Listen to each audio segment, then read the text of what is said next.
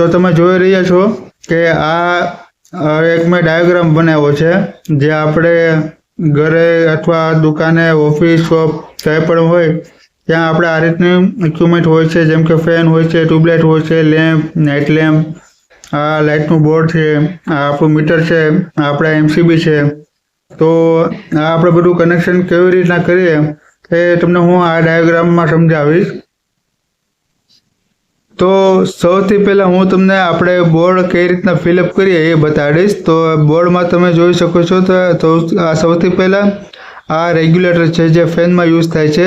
એ પછી આ સ્વિચ છે 1 2 3 4 અને આ બે સ્વિચ છે એ આપણે પ્લગમાં યુઝ કરીશું. અને આ જે 4 સ્વિચ છે એમાં આપણે એક ફેનમાં યુઝ કરીશું અને બાકીની જે 3 હોય છે એ આપણે એક નાઇટ લેમ્પ છે, પછી એક આપણો લેમ્પ છે, પછી એક આપણે ટ્યુબલાઇટ છે, એમાં આપણે કઈ રીતના કનેક્શન કરશું એ તમને બતાવીશ. તો સૌથી પહેલાં હું તમને લાઇટનું બોર્ડ આપણે કેવી રીતના ફિલ કરીએ એ હું તમને બતાડું. તો એમાં આ જે નીચેના જે સ્વિચના પોઈન્ટ હોય છે બરોબર, તો એને આપણે એક લિંક કરી દઈશું. આ લિંક જે હોય છે એ આપણે ફેઝની હોય છે, જેમાં આપણને સ્વિચમાં પાવર આવે છે બરોબર છે. અને બાકીના જે આપણે પોઈન્ટ છે એ બધામાં એક એક કનેક્શન જશે. એ કઈ રીતના જશે એ હું તમને આગળ સમજાવું છું. તો સૌથી પહેલાં તમે આ સમજી લો અને પછી આ બે સ્વિચ છે એમાં પણ આપણે લિંક કરીશું અને એની લિંક આપણે આની હારે કરી આપશું એટલે એને પાવર કોમન થઈ જાય.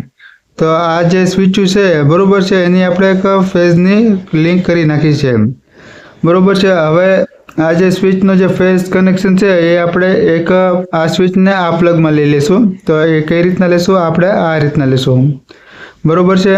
એટલે આપણે આ સ્વિચનો પાવર આ પ્લગમાં જશે અને આ જે સ્વિચ છે બરોબર છે એનો જે લિંક અહીંયા થશે એનું આપણે આ કનેક્શન આપણે અહીંથી આ રીતના લઈ લેશું બરોબર છે. એટલે આ જે સ્વિચનો પાવર છે એ સ્વિચનો પાવર આ પ્લગમાં આવી જશે અને આ જે સ્વિચનો પાવર છે એ આ પ્લગમાં આવી જશે.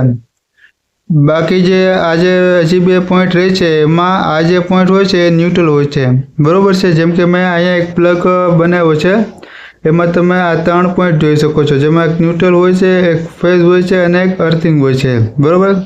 તો ન્યુટ્રલ જે હોય એ કોમન હોય છે. એ કેવી રીતના હોય છે આ રીતના હું તમને બતાડું છું ડાયાગ્રામ કરીને બરોબર છે. આ જે છે એ ન્યુટ્રલ છે, બાકીના આ જે બધા કનેક્શન છે એ ફેઝ છે બરોબર. અને આ જે ત્રીજો પોઈન્ટ હોય છે એ અર્થિંગનો હોય છે, જે અર્થિંગ આપણે ઘરમાં આપીએ છીએ એ માટે કે એનામાં આપણે અર્થિંગ ન લાગે એના માટે આપણે આપીએ છીએ. જે અર્થિંગ આપણે કોઈ ઇક્વિપમેન્ટ હોય મોટા મીન્સ કે ફ્રીજ છે, વોશિંગ મશીન છે, કોઈ પછી આપણે લેપટોપ યુઝ કરતા હોય છે તો એના માટે આપણે અર્થિંગની ખાસ જરૂર પડે છે. તો અને આ જે અર્થિંગ હોય છે આ અર્થિંગનો વિડીયો હું તમને નેક્સ્ટ વિડીયોમાં બતાવીશ કે અર્થિંગ કેવી રીતના બનાવવામાં આવે છે બરોબર છે. તો આ આપણું લાઇટનું બોર્ડ થઈ ગયું છે બરોબર કમ્પ્લીટ. આમાં જો તમને કોઈ ડાઉટ રહેતો હોય તો તમે ફરીથી વિડીયો જોઈ શકો છો બરોબર. હવે આપણે આ જે બે કનેક્શન આપણે જે લિંક કર્યા એમાંથી ને આ જે આપણો ફેઝ છે બરોબર અને આ છે આપણો ન્યુટ્રલ. આ ન્યુટ્રલ છે એ આપણે બે કનેક્શન આપણે પાવર તો બોર્ડમાં દેવો પડે ને, તો એના માટે આપણે આ જીઈબીનું મીટર હોય છે તો આ મીટરમાંથી બે કનેક્શન આપણે આવે છે. તમને ખ્યાલ હોય તો સર્વિસ વાયરથી દ્વારા અહીંયા બે કનેક્શન આવે છે અને મીટરમાંથી બે આઉટપુટ નીકળે છે, જે એક ન્યુટ્રલ હોય છે અને એક ફેઝ હોય છે અને આપણી એમસીબી હોય છે. તો એમસીબીમાં એ માટે આપણે રાખીએ છીએ કે આપણે પ્રોટેક્શન મળે. તો એમાં માનો કે આપણે આપણે આપી દઈએ આ ન્યુટ્રલ બરોબર છે એક પોઈન્ટ અને એક પોઈન્ટ આપણે આપી દઈએ ફેઝમાં. એટલે આ બે પોઈન્ટ થઈ ગયા. પછી આપણે એક આ જે ફેઝ નીકળે છે એ આપણે લઈ લઈ આપણે આમાં ફેઝમાં બરોબર. અને આ જે હોય છે ન્યુટ્રલ બરોબર, તો ન્યુટ્રલનું કનેક્શન આપણે લઈ લઈએ છીએ આમાં. તો ન્યુટ્રલનું કનેક્શન ડાયરેક્ટ પ્લગમાં જાય છે, એ કોમન હોય છે બરોબર છે. અને જે ફેઝ હોય છે એ સ્વિચમાં જાય છે, સ્વિચ દ્વારા બધા ઇક્વિપમેન્ટને પાવર મળે છે. હવે હું તમને બતાડું કે કઈ રીતના નાઇટ લેમ્પ હોય છે કે કોઈ લેમ્પ હોય, ટ્યુબલાઇટ હોય કે ફેન હોય એનું કનેક્શન કઈ રીતના થાય છે.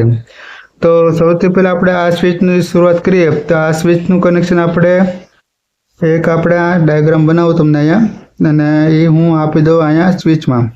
આ આપણો થઈ ગયો ફેઝ. આ એક સ્વિચનું કનેક્શન એક નાઇટ લેમ્પ આપણે આપી દીધું છે, બરાબર.